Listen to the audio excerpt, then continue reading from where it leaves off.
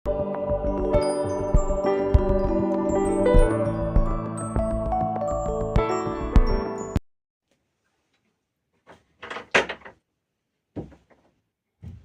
మాకు ప్రియమైన దేవుని బిడ్డలందరికీ ఉదయకాల సమయంలో మన ప్రభు అయిన యేసుక్రీస్తు శ్రేష్టమైన నామములో మీ అందరికీ కూడా శుభములు తెలియజేస్తున్నామండి. ఎలాగున్నారు?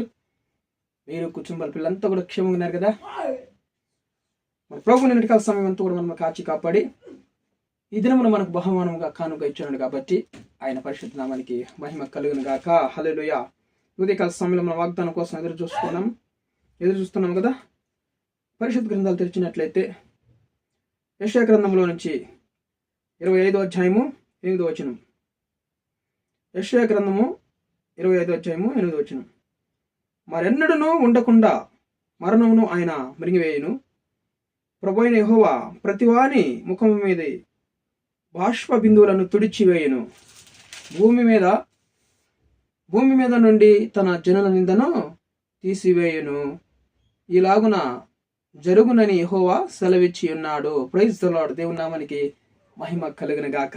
చూడండి, ఈరోజు ఎంతో మంది దుఃఖము, వేదన, ఆందోళన, శ్రమకు గురి అయిపోయి ఎంతో మంది బాధపడుతూ ఉంటారు కదా.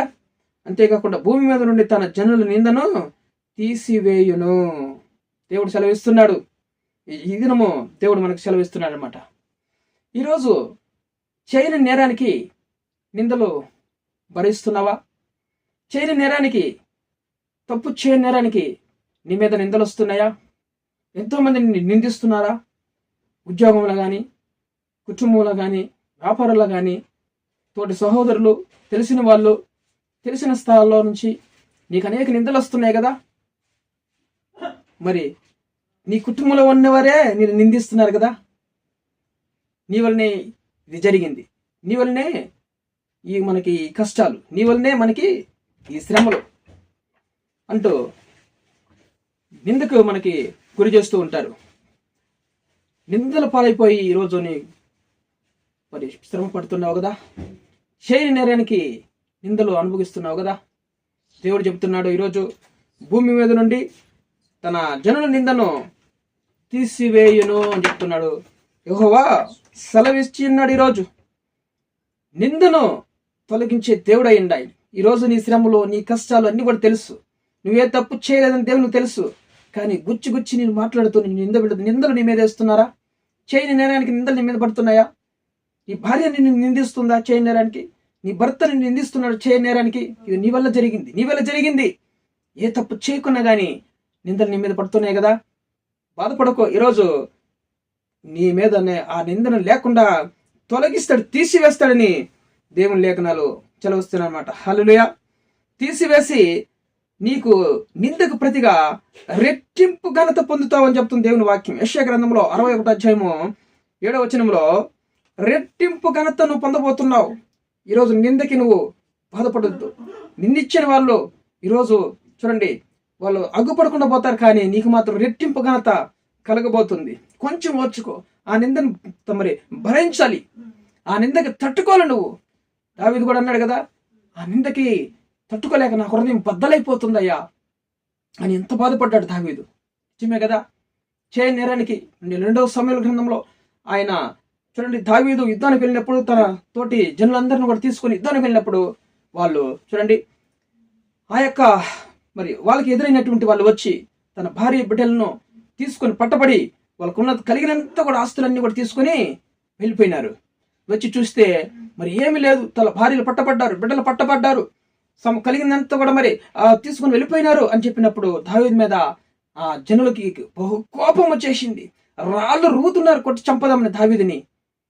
దావీదు ఏమని చేయలేదు పాపం. అతని మీదకి నింద వచ్చేసింది.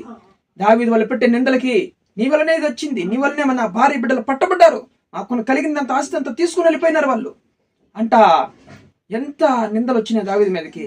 అయినా కూడా దావీదు దేవుని బట్టి ధైర్యం తెచ్చుకున్నారు. హల్లెలూయా. దేవుని నామానికి మహిమ కలుగును గాక. ఈరోజు దేవుని బట్టి నువ్వు ధైర్యం తెచ్చుకోవాలి. యెహోవాను బట్టి నువ్వు ధైర్యం తెచ్చుకో. నిన్ను నిందించిన వారందరూ కూడా నీ కాళ్ళ దగ్గరకు వస్తారు. నీ కుటుంబం వారే, నీ తోటి సహోదరులే, నీ స్నేహితులే, నీ బంధువులే నిన్ను నిందిస్తున్నారు కదా, నీ మీద నిందలు పొడుస్తున్నారు కదా. హృదయం బాధ కలిగేటట్లు మాట్లాడుతున్నారు కదా, హృదయం నొప్పి కలిగేటట్లు, మనసంతా నొప్పి కలిగేటట్లు గాయం పుట్టిస్తున్నారా, నీ మీద నిందలేస్తున్నారా? యోసేపు మీద కూడా చేయని నేరానికి నిందలు వచ్చినాయి, కానీ దేవుని బట్టి ధైర్యం తెచ్చుకున్నాడు దావీదు. యోసేపు దేవునికి నమ్మకంగా ఉన్నాడు, పరిశుద్ధుడిగా జీవించాడు. ఈరోజు మీరు వినండి, ఈరోజు మనము నిందకు ప్రతిగా రెట్టింపు ఘనత పొందాలంటే యెషయా గ్రంథం చెప్పబడిన ప్రకారము మనం ఏం చేయాలంటే, చూడండి, పరిశుద్ధముగా జీవిస్తే చాలు, దేవునికి అనుగుణంగా దేవుడు చెప్పిన మాటకు లోబడితే చాలు, ఈరోజు రెట్టింపు ఘనత నీకు రాబోతుంది. నిందలు అన్ని కూడా తొలగించి దేవుడు నీ మీద నుంచి తీసివేసి రెట్టింపు ఘనత నీకు ఇస్తాడు దేవుడు. చూడండి, అత్తలు నిన్ను నిందిస్తున్నారా? గర్భఫలం లేదు నీకు, నా కొడుక్కి వేరే పెళ్లి చేస్తానని బెదిరిస్తున్నారేమి?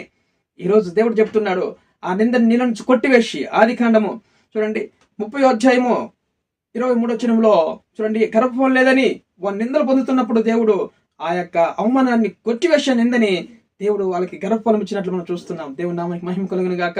ఈరోజు నీ అత్తలు, కోడలు, మామలు నిన్ను నిందిస్తున్నారేమో, నిన్ను కట్టుకున్న యజమానుడు గర్భఫలం లేదు నీకు, వెళ్ళు గొడ్రాలదానా, నీ అమ్మగారింటికి వెళ్ళి నీ బెదిరిస్తున్నాడేమో, నిన్ను నిందలు మోపుతున్నారు నీ పైన, ఏం తప్పు చేసినావా, నీకు బిడ్డలు పుట్టలేదు అంటే నిందిస్తున్నారు కదా. బాధపడకు, ఈరోజు నీ మీద ఉన్నటువంటి ఆ నిందను కొట్టివేసి దేవుడు నిజంగా నీకు రెట్టింపు ఘనతను ఇవ్వబోతున్నాడు, నీకు మంచి కుమారుని ఇవ్వబోతున్నాడు. నీ కుటుంబంలో శ్రమలన్నీ తొలగించి, నీ మీద నిందలు తొలగించి, ఈరోజు నీ భార్య, నీ యజమానుడు నోరు మూపించబోతున్నాడు, నీ అత్త మామలు నోరు మూపించబోతున్నాడు దేవుడు, నీ బంధువులున్నారు దేవుడు నువ్వు మూపించబోతున్నాడు దేవుడు. బాధపడకు, పరిశుద్ధంగా జీవించు. ఈరోజు ఈ సహోదరి సహోదరుడు పరిశుద్ధంగా జీవించు, దేవునికి అనుకూలంగా జీవించు, కొంచెం నిరీక్షణ కలిగి ఓపికతో ఉండు. దేవుని బట్టి దావీదు యెహోవాను బట్టి ధైర్యం తెచ్చుకున్నాడు. అతని మీద నిందలు మోపుతున్నారు, రాళ్ళు రువ్వు కొట్టుతున్నారు, అయినప్పటికీ దావీదు ఏం చేశాడంటే దేవుని దగ్గరికి వెళ్ళి యెహోవాను బట్టి ధైర్యం తెచ్చుకున్నాడు, యుద్ధానికి వెళ్ళినాడు, పోయి తిరిగినంతా కూడా మరి తీసుకుని వచ్చి వాళ్ళకి అప్పచెప్పి ఆ నిందను తన మీద తొలగించుకున్నాడు. హల్లెలూయా, దేవుని నామానికి మహిమ కలుగును గాక. ఈరోజు నిందిస్తున్నటువంటి నీ అత్త, నిన్ను నిందిస్తున్నటువంటి మీ మామ, నిన్ను నిందిస్తున్నటువంటి నీ యజమానుడు, నీ కుటుంబంలో నీ భార్య నిన్ను నిందిస్తుందేమో చేయని నేరానికి, తప్పులు పడుతున్నారేమో చేయని నేరానికి, నిందలు వచ్చి నీ హృదయాన్ని బాధపెడుతున్నాయి కదా. సహోదరి సహోదరుడా, ఈరోజు నువ్వు బాధపడాల్సిన అవసరం లేదు. నిందను తొలగించి నీ మీద నుంచి నీకు రెట్టింపు ఘనత దేవుడు ఇవ్వబోతున్నాడు. ఆమేన్. హల్లెలూయా, అద్భుతాలు చేయబోతున్నాడు దేవుడు. రెట్టింపు ఘనతను పొందుకోబోతున్నావు. దేవుని నామానికి మహిమ కలుగును గాక. బాధపడద్దు. ఈరోజు వీడియో చూస్తున్న మీరు అందరూ కూడా సబ్స్క్రైబ్ చేయండి, లైక్ చేయండి, ఇతరులకు షేర్ చేయండి. దేవుడు మీ కుటుంబాలు ఖచ్చితంగా నిందను తొలగించి నీకు రెట్టింపు ఘనత ఇవ్వబోతున్నాడు. ప్రార్థన చేసుకుందామా? ప్రేమ కలిగిన మా ప్రియ పరలోకపు తండ్రి, మీ ఘనమైన నామాన్ని బట్టి మేము స్తుతిస్తున్నామయ్యా. ఉదయకాల సమయంలో మనం ప్రేమించి మంచి వాగ్దానం ప్రభా, నిజంగా చేయనరానికి ఎన్నో నిందలు, అవమానాలు, కష్టాలు అయ్యా, హృదయం బద్దలైపోతున్నటువంటి హృదయాలకు నిందలతో నాయన బద్దలైపోతున్నాయి హృదయాలు. అలాంటి నిందలు నాయన ప్రభా మరి జనాలపైన ఉంది ప్రభా నాయన.